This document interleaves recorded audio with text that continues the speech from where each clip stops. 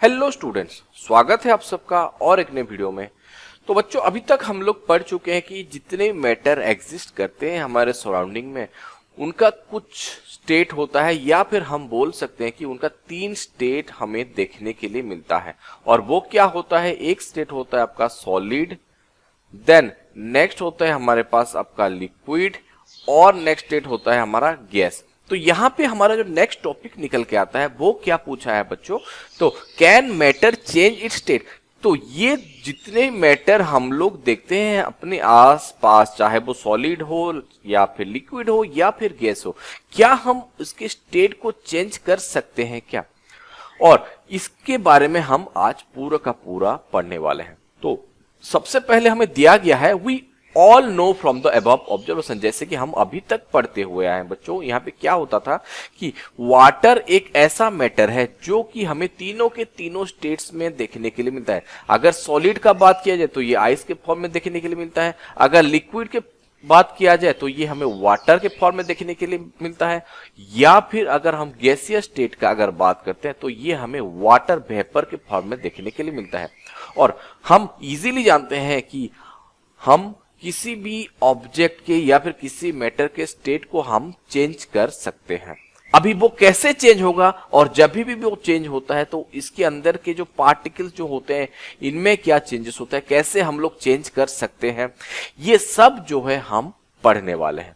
तो बढ़ते हैं हमारे नेक्स्ट टॉपिक की तरफ, जो कि है आपका इफेक्ट ऑफ टेम्परेचर। क्योंकि अगर हम चाहते हैं कि किसी भी मैटर का स्टेट को चेंज किया जाए तो हम ज्यादातर 2 प्रोसेस से कर सकते हैं। तो सबसे पहला जो होता है वो क्या, हम लोग आइदर टेम्परेचर को अगर इंक्रीज या फिर डिक्रीज करते हैं तब जाके क्या होगा, किसी भी मैटर का स्टेट में चेंज होगा।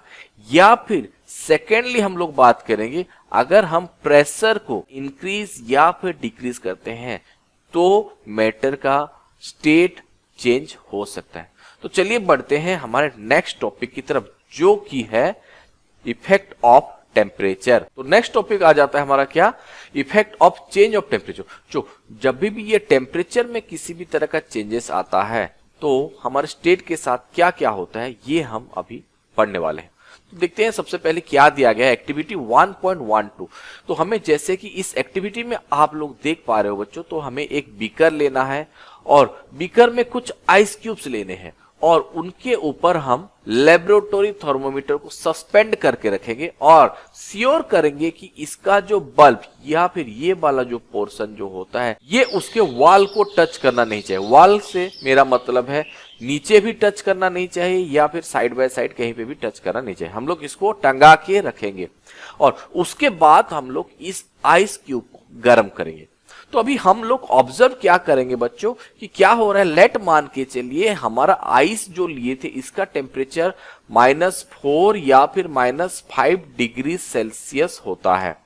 और जैसे जैसे जैसे जैसे हम लोग इसको गर्म करेंगे, गर्म करते साथ साथ हमें देखने के लिए क्या मिलेगा, इसका टेम्परेचर जो हो रहा है वो राइज हो रहा है या फिर धीरे धीरे जो टेम्परेचर बढ़ रहा है। बट जैसे कि टेम्परेचर 0 डिग्री सेल्सियस पे आ जाता है तो ये कुछ टाइम के लिए इसका टेम्परेचर जो है वो चेंज नहीं होता, या फिर बोल सकते हैं कि कुछ कम से कम टाइम के लिए ये क्या हो रहा है, स्टेबल होके रह जा रहा है। हो गया स्टेबल इन द सेंस इसमें किसी भी तरह का चेंजेस हमें देखने के लिए नहीं मिल रहा है। और उसी टाइम पीरियड पे क्या हो रहा है, हमारा जितने भी आइस हम लोग लिए थे ये सारे के सारे किस में कन्वर्ट हो रहे हैं, आपका वाटर में या फिर लिक्विड में चेंज हो रहे हैं।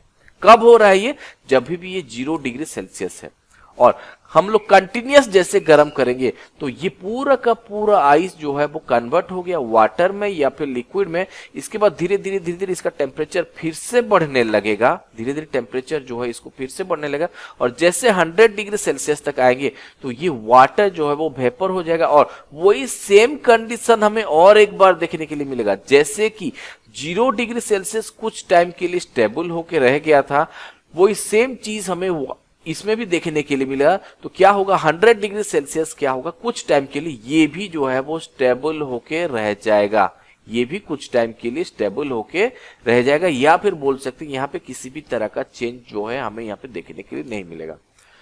तो अभी इसके बारे में हमें डिटेल्स में क्या दिया गया है चलिए देखते हैं आगे। तो यहां पे बोला गया on increasing the temperature of the solid, solid in the sense हम आइस क्यूब लिए थे तो आइस क्यूब हो गया हमारा solid, the kinetic energy of the particle increases. तो जैसे जैसे हम लोग टेम्परेचर को इंक्रीज करते हैं उसी के साथ साथ क्या होगा, जो सॉलिड में या फिर जो आइस क्यूब में जो पार्टिकल से बने हुए रहते तो उन सारे पार्टिकल्स में क्या आ जाएगा बच्चों, काइनेटिक एनर्जी जो है वो धीरे धीरे आपका इंक्रीज होने लगेगा। एंड काइनेटिक एनर्जी इंक्रीज होने के वजह से ही जो पार्टिकल्स होते हैं ये वाइब्रेट करने लगेंगे विथ ग्रेटर स्पीड। तो यहाँ पे वही सेम चीज, due to the increase in kinetic energy the particle start vibrating. तो जैसे कि हम गर्म कर देते हैं तो यहाँ पे या फिर वो आइस क्यूब के अंदर जितने भी पार्टिकल्स होते हैं उन सब में क्या आ जाएगा, काइनेटिक एनर्जी आ जाएगा और वो जो है वो वाइब्रेट करने लगेंगे। And the energy supplied by heat, और हीट के वजह से उनको जो एनर्जी मिल रहा है और उसी एनर्जी के वजह से क्या होगा बच्चों, उनके बीच का जो फोर्स ऑफ अट्रैक्शन जो होता था जो पार्टिकल्स के बीच में, ये जो है वो वाइब्रेट हो जाएगा, या फिर बोल सकते हैं वो और सॉलिड होके रह नहीं पाएंगे, या फिर हम लोग और एक भी बात बोल सकते हैं कि इनके बीच का जो फोर्स ऑफ अट्रैक्शन जो होता था वो टूट जाता है। The particles leave their fixed position, क्यों हुआ ये, टेम्परेचर के इंक्रीजेस की वजह से, एंड स्टार्ट मूविंग फ्रीली। जैसे कि वो वाइब्रेट होंगे उनके बीच का जो फोर्स ऑफ अट्रैक्शन है वो टूट जाएगा और वो फ्रीली मूवमेंट करने लगेंगे। And a stage is reached when the solid melts and converted into liquid. और ये कब होता है, जब सॉलिड मेल्ट होते हैं किसके फॉर्म में, लिक्विड के फॉर्म में। और ये सब कैसे हुआ बच्चों, ये सब हुआ जैसे जैसे हम लोग टेम्परेचर को कंटिन्यूअसली सप्लाइड किए। और यहां पे हम लोग बोल सकते हैं कि the minimum temperature at which the solid melt to become liquid at atmospheric pressure is called melting point. और जितना टेम्परेचर हम सप्लाइड करने के बाद ये पूरा का पूरा या फिर जो सॉलिड लिक्विड में कन्वर्ट हो गया उसी स्टेट को ही या फिर उतना टेम्परेचर को ही हम क्या बोल के कहेंगे, मेल्टिंग पॉइंट बोल के कहेंगे। हो सकता है बच्चों ये मेल्टिंग पॉइंट जो होता है ये मैटर टू मैटर डिफर करता है। जैसे कि हम बात किए वाटर कितने डिग्री सेल्सियस पे मेल्ट हो गया, वाटर जो है बच्चों ये 0 डिग्री सेल्सियस पे ये मेल्ट हो गया। बट क्या हम लोग बोल सकते हैं कि इसका मेल्टिंग पॉइंट जितना है एक आयरन का मेल्टिंग पॉइंट भी उतना होता है क्या? आयरन का मेल्टिंग पॉइंट का अगर बात करते हैं या फिर किसी और मेटल का बात करते हैं तो इन सब में क्या हमें देखने के लिए मिलता है बच्चों, इन सब का मेल्टिंग पॉइंट अलग अलग होता है। जैसे कि मान के चलिए यहाँ पे हमें 2 मैटर दिए गए, ये एक मैटर है और ये एक मैटर। ये मैटर मान के चलिए ये 10 डिग्री सेल्सियस पे ये मेल्ट हो गया तो इसका मेल्टिंग पॉइंट कितना होगा, 10 डिग्री सेल्सियस। बट ये जो है 100 डिग्री सेल्सियस तक ले रहा है। तो ये जो मेल्टिंग पॉइंट जो होता है बच्चों ये अलग अलग या फिर डिफर करता है।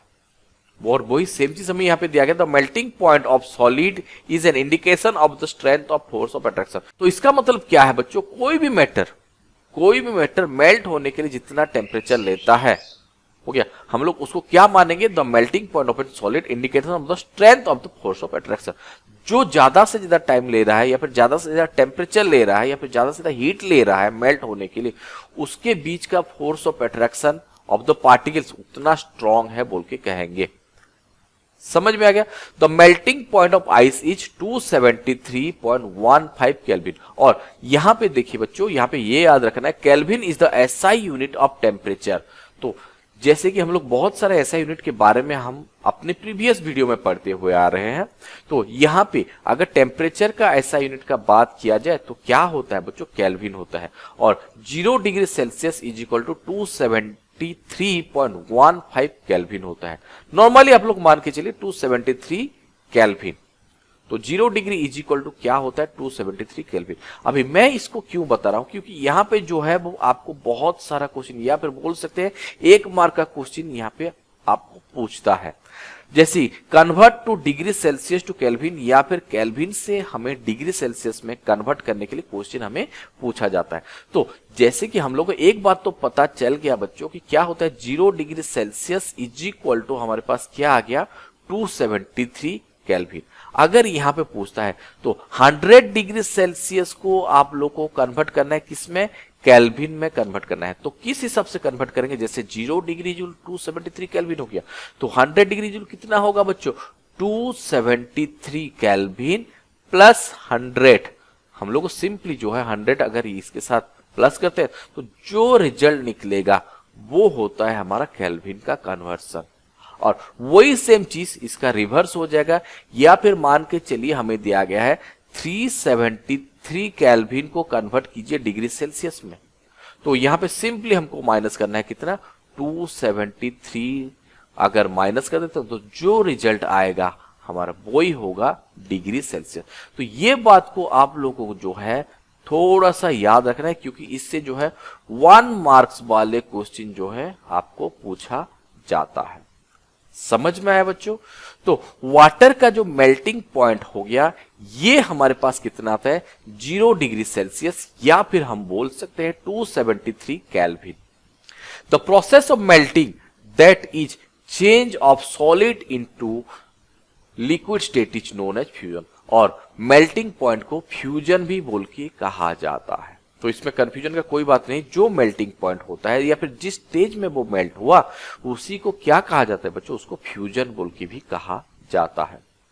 तो अभी यहाँ पे नेक्स्ट क्वेश्चन हमें पूछा गया है, व्हेन ए सॉलिड मेल्ट, जब भी एक सॉलिड मेल्ट होता है its temperature remain same.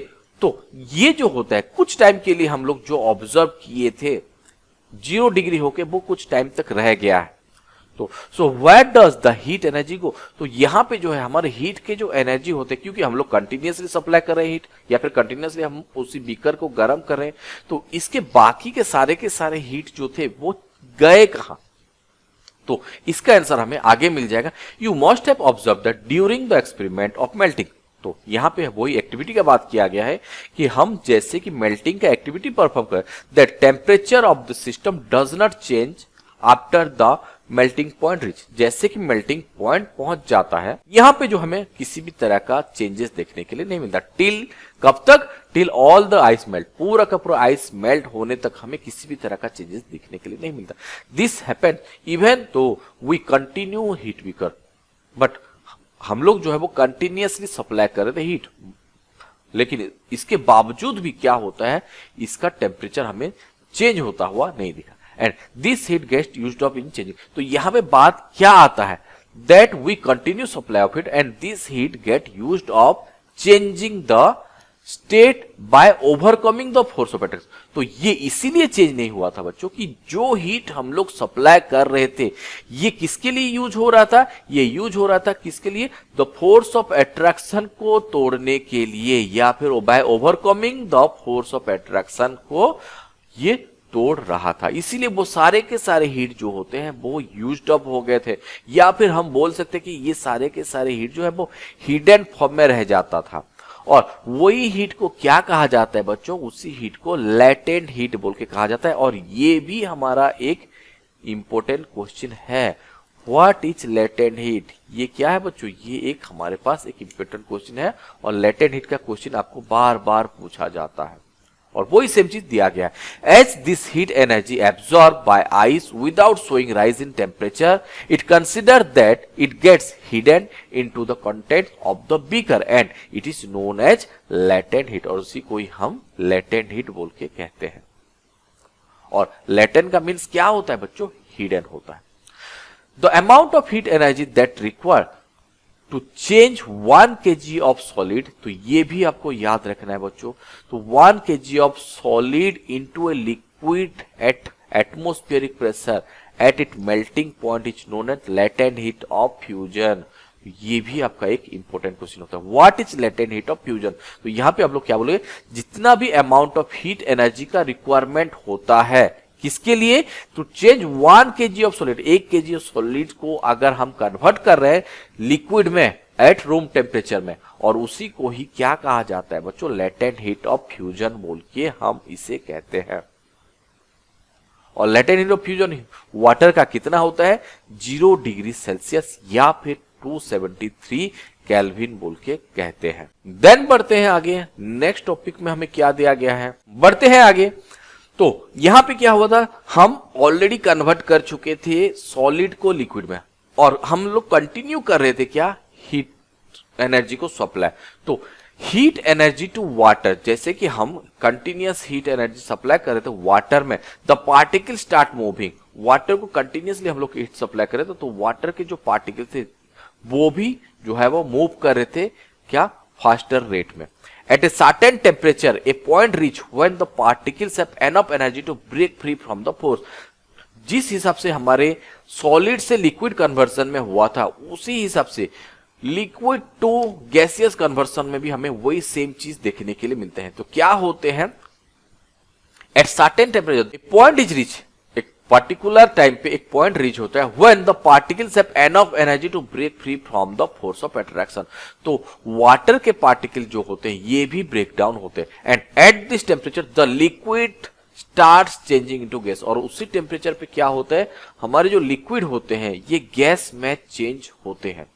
And the temperature at which liquid start boiling at room pressure is known as the boiling point, और जिस टेम्परेचर पे हमारा वाटर बॉयल करने लगा उसी को क्या कहा जाता है, आपका बॉइलिंग पॉइंट बोल के कहा जाता है। जिसमें हमारा सॉलिड से लिक्विड में कन्वर्ट हुआ था तो हम इसको क्या बोले थे बच्चों, इसको मेल्टिंग पॉइंट बोले थे, और जिस टेम्परेचर पे हमारा लिक्विड जो है वो गैसियस फॉर्म में फॉर्म हुआ था उसको बॉइलिंग पॉइंट बोल के हम लोग कहते हैं। And boiling is a bulk phenomenon, particles from the bulk of the liquid gain enough energy into the vapour state. तो ये सारे के सारे वाटर पार्टिकल जब भी आपका गर्म हो जाते हैं तभी भी ये बॉयल करते हैं बोल के यहाँ पे हमें बताया गया है। देन यहाँ पे हमें आगे दिया गया है, for water this temperature is 373 Kelvin, या फिर जैसे कि मैं आपको पहले ही बताया अगर 373 केल्विन को अगर हम कन्वर्ट करते हैं डिग्री सेल्सियस में तो ये कितना होगा 100 डिग्री सेल्सियस। तो अगर कभी भी आपको क्वेश्चन पूछता है कि वाटर का बॉइलिंग पॉइंट कितना होता है बोलने से आप लोग बोलोगे ये 373 केल्विन होता है या फिर 100 डिग्री सेल्सियस होता है। समझ में आया? तो can you define the latent heat of vaporisation, तो जैसे कि हम लोग यहां पे बोले थे कि लेटेंट हीट ऑफ फ्यूजन क्या होता था, तो यहां पे हमें पूछा गया है कि ठीक उसी तरह से क्या आप लोग बता सकते हैं कि लेटेंट हीट ऑफ वेपोराइजेशन क्या होता है। तो वही सेम चीज यहां पे आएगा, the amount of heat energy require to change 1 kg of, बस सॉलिड के जगह पे हम लोग क्या लिखना है बच्चों, लिक्विड इनटू वेपर। सॉलिड की जगह हमें लिक्विड लिखना है और लिक्विड के जगह पे हम लोग को क्या करना है, आपका वेपर कर देना है, हमारा पूरा का पूरा डेफिनेशन जो है वो हो जाएगा। तो क्या होगा, the amount of heat energy that is required to change 1 kg of liquid into vapour at atmospheric pressure as is boiling point is known as latent heat of vaporisation. समझ में आया? तो वहां पे हमें वही सेम चीज बोला गया, do it in the same way as we define the latent heat of fusion. तो हमें वही सेम वे में हम लोग इसको डिफाइन किए। Then particle in the stream that is water vapour 373 Kelvin या फिर 100 degree Celsius have more energy than the water in the same temperature. तो ये वाला जो है आपको थोड़ा सा ऑब्जर्व करना है। तो यहां पे हम लोग एक चीज सीख गए कि क्या होता है कि जब भी हम लोग सॉलिड को हीटेड अप करते थे तो ये क्या हो जाता था, आपका लिक्विड में कन्वर्ट हो जाता है, और लिक्विड को अगर कंटिन्यूअस हीट करते हैं तो ये गैसियस स्टेट में कन्वर्ट हो जाता था। और वही सेम तरह से अगर गैसियस स्टेट को फिर से कूल किया जाए या फिर ठंडा किया जाए तो ये क्या हो जाता है बच्चों, लिक्विड में कन्वर्ट हो जाता है। और लिक्विड को और थोड़ा सा अगर कूल किया जाए या फिर टेम्परेचर को डिक्रीज किया जाए तो ये फिर से जो है हमें सॉलिड स्टेट में देखने के लिए मिलता है। समझ में आ गया बच्चों?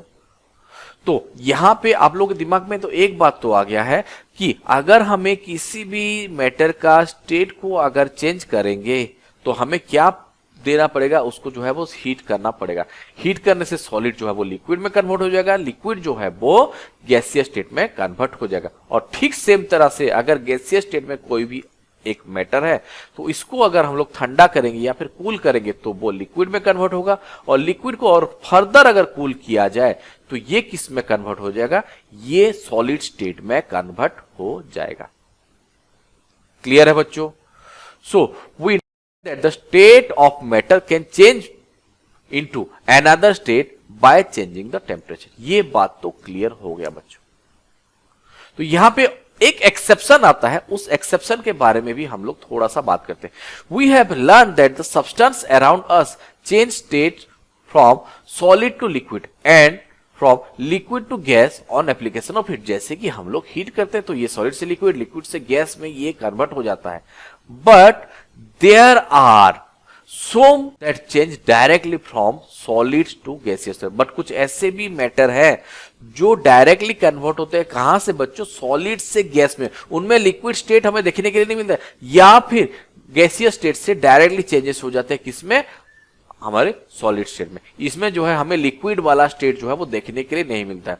और वो किस किस में होता है यहाँ पे डायरेक्टली आपको एग्जाम्पल के साथ बताया गया है, कैंपुर या फिर जिसको हम कर्पूर बोल के कहते हैं, और एमोनियम क्लोराइड जिसका नाम आप लोगों को याद रखना है NH4Cl। तो ये दोनों जो होते हैं ये डायरेक्टली जो है वो सॉलिड से डायरेक्टली ये क्या होता है आपका, सॉलिड से ये कन्वर्ट हो जाते हैं कहां पे, गैसियस फॉर्म में। इनमें लिक्विड वाला स्टेट जो है हमें देखने के लिए नहीं मिलता। तो यहां पे बच्चों आपको क्या करना है, हमें कुछ कैंपुर या फिर कुछ एमोनियम क्लोराइड लेना है और उनको एक चाइना डिश के ऊपर रखना है। उसके ऊपर एक इन्वर्टेड फनेल को रखना है, चाहे किसके ऊपर, चाइना डिश के ऊपर, और उसके ऊपर हम लोग क्या करना है, एक कॉटन के प्लग को जो है वो बंद कर दें ताकि जो कुछ भी वेपर फॉर्म में निकले ये यहां से जो है वो बाहर ना आ जाए। तो जब भी हम लोग इसको गर्म करेंगे ये डायरेक्टली जो है ये गैसियस फॉर्म में हो जाएंगे और यहाँ पे आके सॉलिड फॉर्म में ये आपका चिपक जाएंगे। तो ये हमें यहाँ पे दिया गया है। तो इसका मतलब क्या था, और इस तरह के चेंजेस को हम लोग क्या बोल के कहेंगे बच्चों, यहाँ पे हमें समझाने की कोशिश किया गया। Then a change of state directly from solid to gas, ऐसा चेंज जो कि डायरेक्टली सॉलिड से गैसियस में हो जाता है without changing into liquid, liquid में ना चेंज होके, तो उसी तरह के चेंजेस को क्या बोल के कहते हैं, सब्लिमेशन बोल के कहते हैं। जो मैटर डायरेक्टली सॉलिड से गैसियस में कन्वर्ट हो जाएगा उसी स्टेज को हम सब्लिमेशन बोल के कहते हैं। ठीक उसी तरह से अगर गैस से डायरेक्टली सॉलिड में चेंज हो जाता है तो उसी को क्या कहा जाता है, डिपोजिशन बोल के कहा जाता है। तो यहां पे ये दोनों के दोनों जो है ये आपके इंपॉर्टेंट है। सब्लिमेशन क्या होता है, डिपोजिशन क्या होता है। सॉलिड से गैस हुआ सब्लिमेशन, गैस से सॉलिड हुआ डिपोजिशन। आशा करता हूं बच्चों ये वाला टॉपिक आपको समझ में आया होगा। तो मिलते हैं नेक्स्ट वीडियो में, तब तक के लिए बाय बाय।